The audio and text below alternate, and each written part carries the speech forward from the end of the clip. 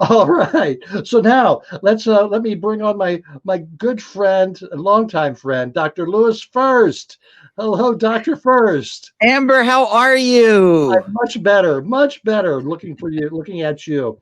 So I tell you what, we go way back, because we have sort of a kindred spirit. We like to give back to the community. We And certainly do. It and is about this, and its community has been doing an incredible job helping to keep our area of the country as COVID-free as possible. yes, we have. And it's just we live in a super special place. I honestly believe that. And this was my friend Bob's his 33rd anniversary of moving to Vermont this week. So Well, tell yeah. Bob happy anniversary. Okay. He often says it's the best thing he's ever done, and so I agree with him. Well, I'm starting number 27. If he hadn't This done month. it, I wouldn't be here. Let's put it that way. Well, I 27. understand. And you came from Boston, correct? I came up from Boston via Philadelphia, but I've been up here, as I said, tomorrow, September 1, I will be starting my 27th year overseeing the University of Vermont Children's Hospital and the Department of Pediatrics at our medical school, the Larner Wow. College of Medicine. Yeah. How time flies when you're trying to make a difference. And you do that too, Amber. We're out there making a difference. Yeah, and it's not just our jobs that we do, but it's also you and I have served at the Celebrity Wait-a-thon for many years for the Ronald McDonald House, which you are always the number one moneymaker on those. But it's just a pleasure to work with you. And but other events too, community events. It's good to get out there and give back, and I really appreciate that's what you do. Well, it's so important to listen to the voices of the community and make sure that we are there for them and out with them and not just waiting for people to come to see us in our offices. That's the beauty of how we provide healthcare in the state. In fact, how we've handled the pandemic and how we're handling schools is a partnership. It's a partnership with families, with teachers, with healthcare providers, the public health department, and our agency of education. And together, the sum of the parts is better than anybody's individual contribution. And we are hopefully going to move forward to do everything we can to get schools open. And around the country, where all your viewers are, I hope that they are doing that kind of work together collaboratively, where everybody can make a difference to protect each other and our kids. Because some of the things we hear from Washington, it's like the left hand doesn't know what the right hand's doing, and then it's very confusing to follow their direction. So I'm glad Vermont did take a stand and led the way in many ways. Well, So we let science drive it, and when science drives it, okay, and we can make it understandable to everybody, including me, then some pretty special things start to happen. So one of the things you've been doing over the past 27 years is your first with kids segments that you've done on local television shows. Tell me a little bit about that. Well, the most important thing is to figure out, again, how to get into the community and educate them. And you can only do so much in a visit to the office. And so through a series of coincidences, starting with radio on a local station, WOKO, I learned how to try and figure out what does the community need to know about their children, and then do it with a little bit of humor and creativity. And the rest is now 1,200 segments later. First with Kids is a weekly institution. And you're just, look, Amber, this is what, your 24th show, right? Yeah. You're chasing me. You're right on my tail. 24, I've got 1,200. Any minute, you'll be right there. Don't look back. No. If anything happens with First with Kids, Amber with Kids, I'll bet a lot of people would want to see that. Oh, I bet you they would too. So let's show a little set of one of the segments you recently did about the COVID virus. Sure.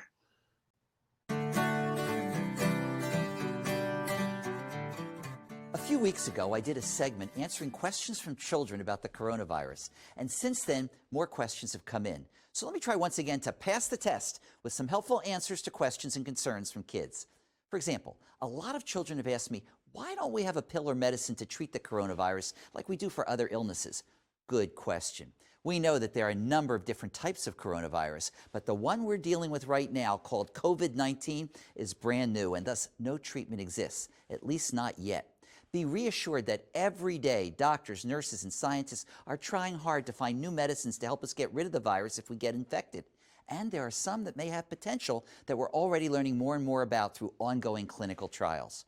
There's also a lot of work going on in this country and around the world to create a new vaccine that will prevent this virus from causing illness if it gets into the body. But as of this month, no approved vaccine exists, although again, experimental trials are ongoing. Another question I've gotten from children is why kids don't seem to get as sick as grown-ups. This is another great question, and the truth is, we still are not sure. One theory that seems to be gaining strength is that the immune system that fights infections in children is either stronger than that of an adult or doesn't react the same way that an adult's does, making the illness less severe in most children, although it can also be less severe in many adults too. Finally, there's the question that if the virus infects someone, can it come back and infect that person again? When you recover from a virus, it's believed that you're usually protected from it, at least for months to a few years, but no one knows yet for sure whether that protection can occur and for how long after an initial exposure to the coronavirus, but it's hoped that's the case. The good news is that if the virus were to come back, by the time it does, we will hopefully have a medicine to treat the virus or a vaccine to boost our immunity against it and prevent those previously infected and those never infected from getting this virus ever again. Hopefully, sharing the answers to questions like these will help not just you, but everyone in your family stay healthy so we can all work together to make the coronavirus disappear. This is pediatrician Dr. Lewis First from the University of Vermont Children's Hospital, reminding you to stay well and to always be first with your kids.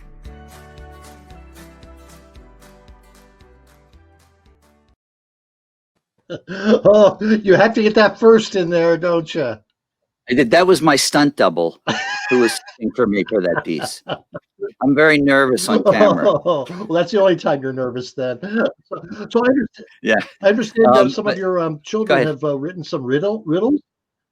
Well, they have. Well, first of all, I just want to again thank everybody, whoever's listening to Amber Live. One thing you can do is even if the pandemic and numbers are going down, I think we need to stay vigilant and not be complacent. And I hope, Amber, you'll teach all of your viewers to know about the 3 W's. Do you know about the 3 W's? Oh, tell me about those.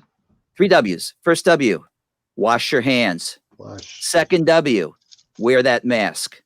Third W, watch your distancing. Okay, 6 feet. Those 3 W's combined with the vigilance that our schools are taking, good testing, all of the things that you talk about each week and that we're doing in this community, and of course, getting your flu shot are going to result in us seeing that pandemic go away, hopefully even before that vaccine comes. So let's work together to make it happen. Now, also, kids are working together to make this happen. So I told the kids I was coming on Amber Live tonight, and I said, what should I tell Amber? And they said, you need to tell Amber some pandemic riddles. And I said, first of all, the pandemic is a very serious thing. Coronavirus is a very serious thing. And I don't think that this is going to be appropriate. And one of our patients, one boy race needs to know, I think this will work. He said, for example, Dr. First, a lot of babies are going to be born this year. Do you know what they're going to call those babies in the 2030s? Oh. Quarantines. Okay. Thank you. I'll be here all night, Amber. And then no, you won't. And another. Speaking of quarantining, another little girl raised her hand and said, basically, do you know why you don't hear a lot of funny things about quarantining? Because they're all inside jokes. Quarantining, inside joke. Oh, inside. Got it. You got inside joke. Oh, there you go. You got it. And then finally, stay with us, viewers. Finally, one little girl raised her hand and said, where do sick boats go during the pandemic, Amber? I don't know where. They go to the dock. I'll close with this one. This is just one that one of the kids said to me, and I just love it. What did one eye say to the other eye? I don't know what. Between you and me, something smells. Well, if that doesn't do something to your ratings, and I mean something to your ratings, I don't know what will. But you know what? You know what? If words will not convince you how much being on your show and helping to take care of kids and families with an incredible team at our University of Vermont Children's Hospital is, maybe a closing song will. I'd love it. Would you like a musical number? Of course. Okay, I do want your viewers to know taking care of children is my life passion. Singing is not. So please, this is not anywhere close to the quality, the care, everything that we provide to children and families in our area. But this is a little number that talks about our children's hospital, and there's even a little shout out to you. And it's to the tune. I rewrite lyrics to Broadway songs, and this one is to Over the Rainbow. So if you've never heard me sing, you're lucky. And if you have, please don't turn off your live stream. And it goes as follows. Every day at UVM Children's Hospital, kids get the best of care. We're proud that we can provide it to children who come from everywhere. Every day at UVM Children's Hospital, caring for children is key. Thanks to families and providers working together, what we do is of the highest quality. We've added lots of private rooms and done away with doom and gloom as families have suggested. Child-friendly, family-centered space makes where we work an awesome place. We've done what families have requested. While a pandemic can prompt the safest changes, one thing stays the same: our dedication to children and families upon which we stake our name. Kids, well or sick, we help them thrive. Thanks for the chance to be on Amber Live.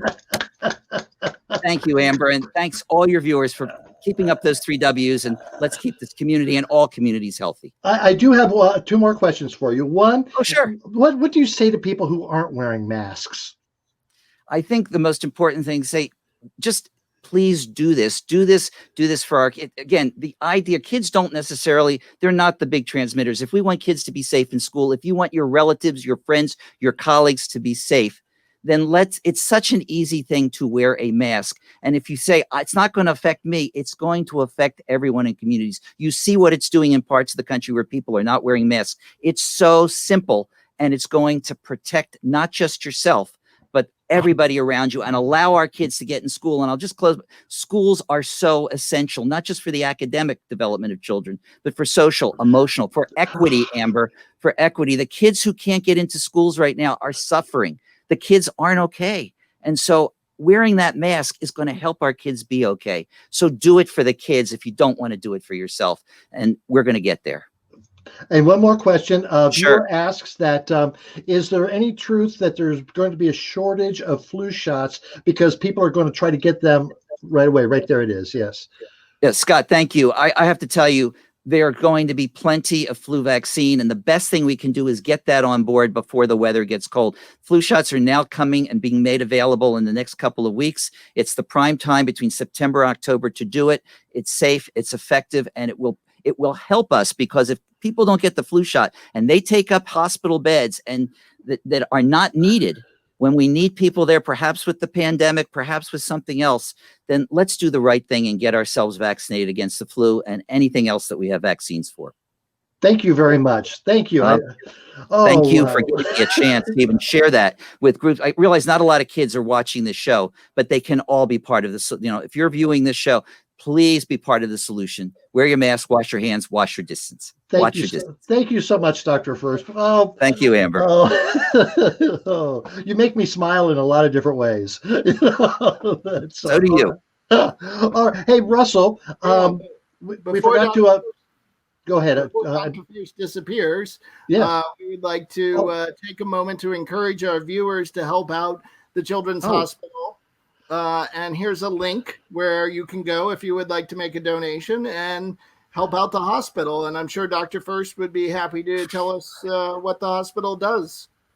Well, this right now. I wasn't expecting this, and I really do appreciate, again, this. We're there no matter anybody's ability. We provide care to everybody from all shapes and sizes and all races and ethnicities, but to get the things that kids need, the programs, the services, the equipment, the child life, particularly when we can't use our playrooms right now, when we can't use our teen rooms because safety is so critical. Getting toys and games and things into the rooms with the kids is essential. And so helping us at this time is going to make a big difference. It's going to put a lot of smiles on kids' faces, and it also helps us get equipment that saves lives. So again, this is a tough time for everybody, but we're going to be there for you no matter what, at our Children's Hospital and in our health network.